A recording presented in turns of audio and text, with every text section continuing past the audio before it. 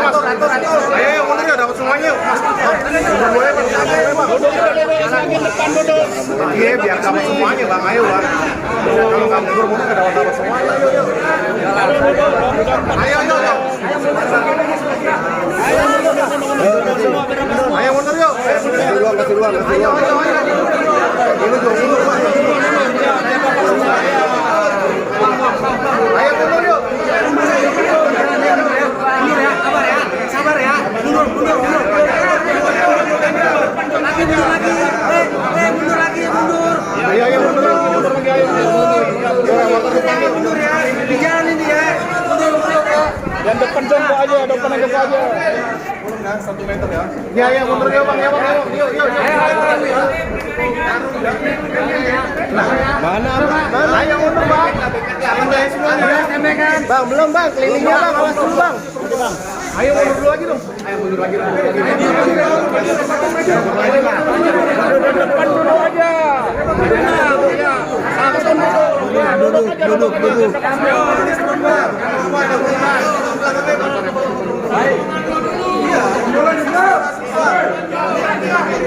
Ini kalau nggak teratur nggak dimulai. Iya, santai bang. Maaf ya. Siap ya. Pak Kamarudin maju pak. Maju pak. Dimulai ya. Pak Kamarudin maju bang. Udah siap semua. Belum. Belum tunggu ya. Kiri kanannya bang. Sorry bang. Udah siap ya. Yuk. Halo bang, belum. Saya dan teman-teman diundang atau dipanggil sebagai tersangka ketika menjalankan tugas profesi advokat. Saya membela atau mendampingi klien saya yang bernama Rina Mauli dan anaknya. Kenapa saya dampingi dia? Karena dia korban KDRT, melapor ke Mabes Polri tidak terbukti, berkali-kali melapor, sehingga saya bela dia di pengadilan tinggi sampai ke Mahkamah Agung. Sampai sekarang belum keluar keputusan Mahkamah sampai sekarang. Kemudian saya bela dia antara lain karena kasus seperti ini.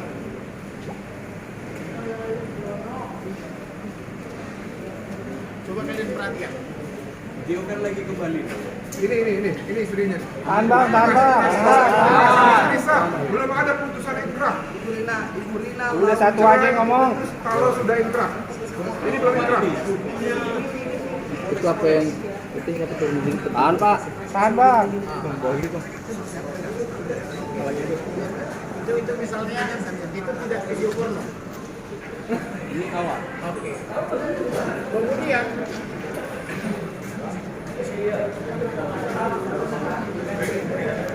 ada wawancara Jaya. Saya melakukan wawancara.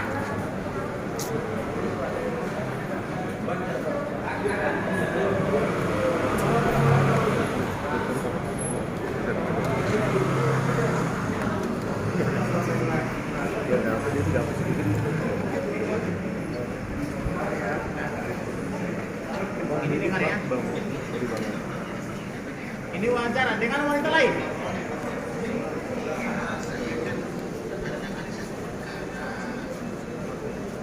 Namanya Lina Marina. Kalau tadi Teresia Mila Yulita. Bukan? Kalau ini lain lagi.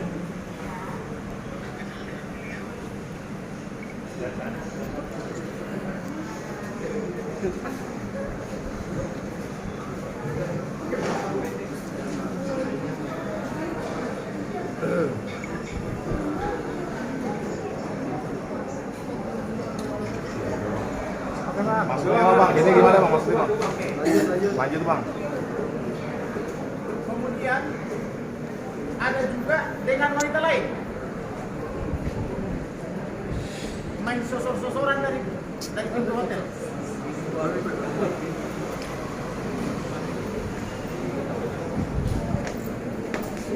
Ini bukan yang video warna ya, bukan yang joroknya ya. Yang joroknya ada 5.000 file. 6.000 file.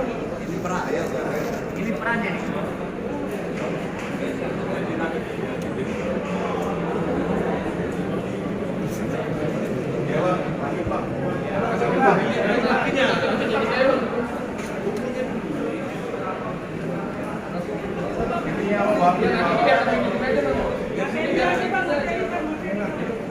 Nah, itu baru secuil intinya ya, dari 6.000 video porno, video porno. Entah kenapa lintas ini jawab sakti. Saya lapor ke presiden, wakil presiden, menteri keuangan, menteri BUMN, semua menteri, komisi 3, komisi 6. Sampai sekarang tidak dipecat. Tadi malam saya kirim lagi surat, saya minta dipecat. Masa kita 220 juta penduduk Indonesia tidak ada yang layak mengganti beliau? Benar nggak? Masa dia sendirian? Nah kemudian ini klien saya dengan anaknya 7 tahun. Berapa tahun ya? Dari 7 tahun ke 28 tahun. Lalu 22 tahun 9.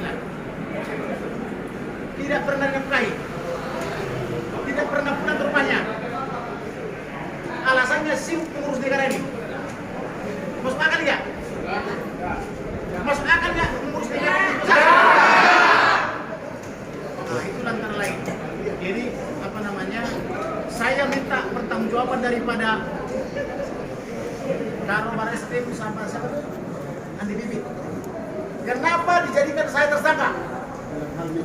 Dalam hal membela klien. Bukankah pasal 16 Undang-Undang Advokat mengatakan bahwa advokat sepanjang melakukan tugasnya tidak boleh diperiksa? Betul. Saya di sini membela klien saya dengan anaknya. Saya diperlakukan sangat tidak baik, macam politik, berhubungan dengan putusan Verdi Sambo. Ya, Putri. Itu saya bersamaan kok. Putusan Verdi Sambo yang disebut 50% dan kawan-kawan. Tapi di waktu yang sama saya ditetapkan tersangka. Saya tanya dia, sudah diperiksa belum? Belum. Lalu siapa yang diperiksa? Saya tanyain, wanita wanita belum diperiksa. Lalu kok pada Kalimantan 15 berani menjadikan saya tersangka? Atas dasar apa dijadikan saya tersangka? Ya, betul. Saya minta hari ini lintas dipecat. Ya, setuju.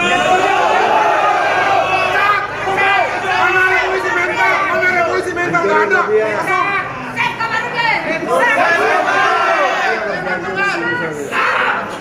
Jadi inilah akhir daripada Nazarudin.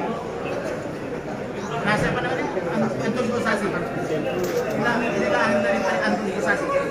Karena dia menantang kalian, menantang semuanya sini. Maka ini harus dipecat. Tidak ada ampun lagi. Pecat. Kalau tidak dipecat, bubarkan melalui pengadilan. Tunjukkan kalau memang benar ada revolusi mental. Mana akhlak? Katanya akhlak. Apa akhlak? Mana akhlak? Apa itu akhlak?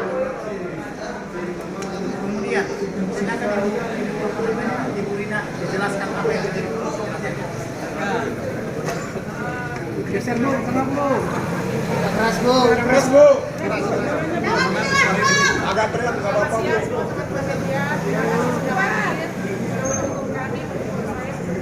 Abang yang baik ini yang sudah menolong saya selama ini. Jadi memang selama ini saya ingin menjadi korban, ya, korban ketidakadilan, KDRT pengancaman, anak saya tidak dibiayai untuk sekolahnya dan lain sebagainya. Saya hidup dalam ketakutan selama bertahun-tahun. Saya tidak bisa tidur, saya tiap hari sampai stres. Sampai saya ketemu dengan abang ini. Abang ini yang menolong saya. Dia orang baik. Kita semua harus membantu dia.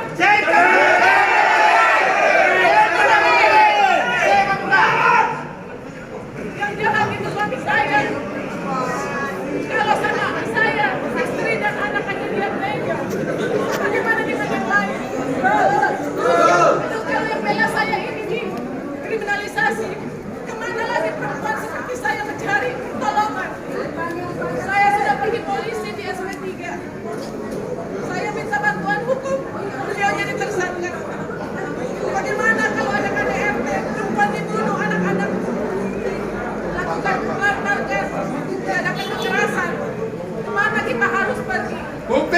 revolusi mental. Jadi saya mohon untuk seluruh rakyat Indonesia, terutama ibu-ibu, para perempuan yang seperti saya. Masa depan kita ada di sini sekarang. Kita harus bangkit, kita harus bersatu hati demi kebaikan anak-anak kita nanti, anak-anak perempuan, supaya di negara ini perempuan dan anak-anak memperoleh hak yang sama secara diskriminasi terhadap perempuan. Tidak bisa didiskriminasi karena sampai di pengadilan pun waktu di pengadilan negeri keputusannya sangat merugikan perempuan dan anak-anak. Oleh karena itu saya tidak terima. Abang ini yang bantu saya pada saat proses banding dan kasasi yang sampai hari ini belum inkrah. Jadi apa yang disampaikan abang itu adalah semuanya bukti-bukti yang saya berikan kepada beliau untuk keperluan membela saya. Saya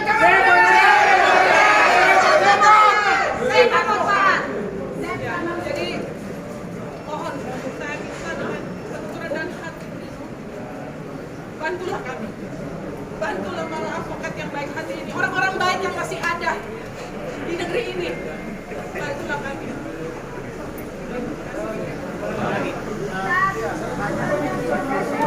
Rekaman kontak yang terhubung secara listrik, ancaman-ancaman dan sebagainya memang masih sedikit. Ya, jadi beberapa waktu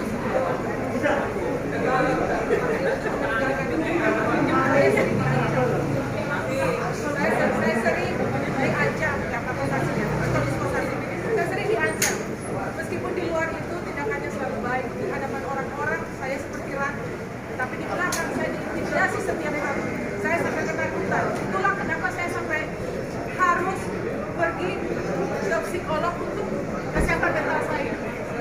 Dan alasan itu dipakai oleh dia berbicara kepada hal itu dipakai oleh Partai Dispensasi untuk berbicara di kementerian dan lain sebagainya dan mengatakan bahwa saya punya penyakit beta dan saya ini ada hilang. Sehingga saya tidak bisa meminta bantuan. Tapi saya mau tekankan pada siang hari ini saya sehat, saya tidak hilang, saya baik-baik saja. Oleh karena itu, karena saya ketakutan, saya mulai merekam apa ancaman-ancaman beliau itu. Karena dia selalu mengancam selain saya, mengancam juga anak saya, keluarga besar saya. Nah, itu sudah saya berikan semua kepada pasangan saya. Apakah itu ada pernikahan pernikahan? Ya, waktu itu saya sangat dipaksa untuk mendatangkan satu kesepakatan yang katanya adalah perceraian bawah tangan. Dengan catatan supaya bisa mendapatkan sejumlah uang. Apakah itu dijadikan uang setelah bercerai? Waktu di Facebook itu dia menjadi, tapi sampai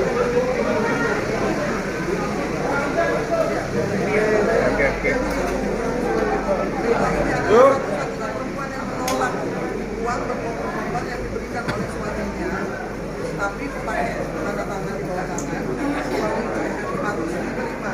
Itu adalah ada bagiannya di sana. Itu adalah uang yang bisa kembali dari gajinya. Dan ini perempuan yang tidak menerima, yang tidak menerima uang ya itu memang ada kita temukan catatan perbankan yang membuktikan bahwa pengeluaran Pak Koswasi ini luar biasa di kartu kredit. Berapa rupiah? Ada yang sampai mencapai 200.000. Apakah ada upah hotel 300 juta per hari? Ada menginap di Bali. Bapak Bali ya? Jadi begitulah kira-kira gambarannya. Siapa ini Antonius Koswasi? Biar dihabisi. Hari ini harus dihabisi dia, harus tamat karirnya. Kalau tidak, Menteri BUMN mencalonkan wapres. Supaya kalian tahu, dia harus bertanggung jawab tentang ini dan harus berhentikan. Karena sesuatu selama ini tidak pernah dijawab. Sampai sedikit. koordinator. Martin Simanjuntak koordinator dari 300 Terima kasih teman-teman. Media ini adalah pilar demokrasi. Saya minta media kita berpartisipasi supaya apa? Supaya kita bisa membuktikan yang disampaikan oleh Presiden Jokowi revolusi mental tidak terjadi. Yang pertama. Yang kedua, saya di sini mewakili suara dari berbagai macam organisasi advokat, organisasi bantuan hukum yaitu Pradi, ada dari Berani ada dari KAI, ada dari KAI juga, ada dari PPHKI, ada dari PPHI, dan ada dari LBHIS. Dan juga dari Adat Pokok Bersatu. Hari ini kami mendampingi bukan hanya Kamarudin Simanjuntak, tapi rekan sejawat kami, rekan seprofesi kami sebagai advokat yang diduga keras terjadi adanya dugaan keras ajang balas dendam. Oleh karena itu, hari ini kami akan dampingi rekan kita dan kami minta agar penyidik melakukan pemeriksaan dan juga proses hukum yang profesional dan juga berkeadilan. Pak Kamarudin hanya menyampaikan apa yang disampaikan oleh kliennya, semua buktinya ada. Kalau kita berbicara materi, kita mau buktikan, ayo buktikan di persidangan nanti secara berkeadilan. Tapi kita minta setelah diperiksa, Pak Kamarudin akan keluar kembali, tidak ditahan. Kalau sampai ditahan, menurut kami ini adalah pelecehan terhadap profesi kami yang menjalankan profesi dan tanggung jawabnya secara etika baik. Kita akan menginap di sini kalau sampai. Tahan kami juga. Tahan kami juga. Siap. Ya. Oke, siap, Bu. Oke, masuk dulu, Pak. Masuk doang. Lagi tambahan ya. Pertama, siapa yang tidak kenal? Ya, udah, Bang, udah, Bang. Dia adalah pahlawan penegak keadilan. Dia adalah seorang anak manusia yang mencari keadilan di Afrika. Yang kedua, hanya persoalan sepele seperti ini. Apa kata Prinsip Romawi yang dikutip oleh Prof. harus publik di atas segalanya kepentingan publik bisa mengabaikan negara. Merdeka! Merdeka! Ya, silakan.